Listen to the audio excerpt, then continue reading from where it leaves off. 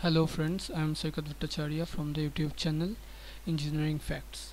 Now today we will go through the basic ideas about C program. Let's get started. For starting a language, we have to know what is a computer language. A computer language is basically a language that interprets in between higher level language and machine level language. There are two types of computer language. One is syntax oriented and another one is object oriented. Syntax oriented language basically depends on the syntax of the language, just like C, C++. And object oriented language depends on the creation and calling of the objects, just like Java. In object oriented language, at first we have to create a class, then we have to create the object of the class, and we have to define the methods and call the methods via the objects of the class. Then only language can be object oriented, and we can say C++ is also partially object oriented language. Now we will start the syntax oriented language using basic C program. Now we have to first know about variables. The variables is the thing that store the values given by the user or the default values in itself. Uh, and variable can be four types.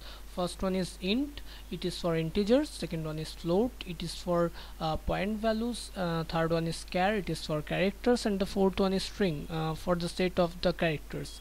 In C, string cannot be used directly. Now we have to know about functions. What are functions? Functions are the basic methods in C. We can also create the functions. That function will be called user defined function, and here is some basic C function by default is given by the C compiler. First one is printf, second one is scanf, third one is clrs, and fourth one is getch. Now first one is printf. Printf is used to print anything to the user. If we want to show any message to the user, then we can use printf. And scanf, if we want to scan a value from the user, then only we can use scanf. And using clrs here we can clear this whole screen, and using getch we can terminate the current process. Now special note is while we are using CodeBlocks compiler, we can't use clrs here and getch. After getting about the functions, we have to know about header files. Header files is the set of the default functions. There are a lot of parameters and other things. It is, you can say, it is a package of functions. There are a lot of header files in C. The basic two header files is stdio.h and conio.h. stdio.h consists of basic function printf and scanf, and the conio.h consists clrs and getch. Though clrs and getch is not cannot be used in code blocks, so conio.h is not needed in code blocks.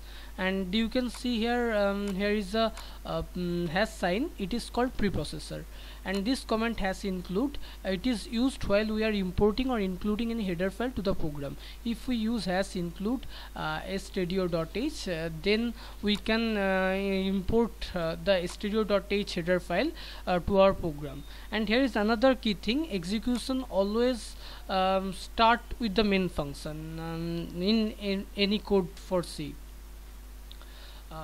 Here is the basic concept of C. Now we will go through a program. The program is about addition of two numbers. At first we will take two numbers from the user, and then we will add the number and will print the value from the user to the user. Now here is the program, and I have used CodeBlocks compiler. At first, here you can see, whenever we have to take a value or we have to print something to the user, we have to use printf and scanf.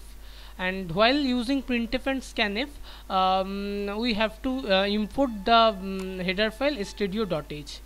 So we have used the comment has include studio.h. You can see here has include and studio.h, and after this we have declared the main function here.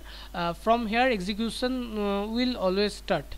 And we have declared three integers type variable num1, num2 and result.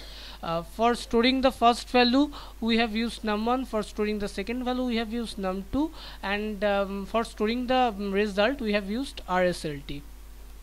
And at first we have showed a message to the user, please enter the first number. After seeing it, user will enter the first number, then it will store in number num1.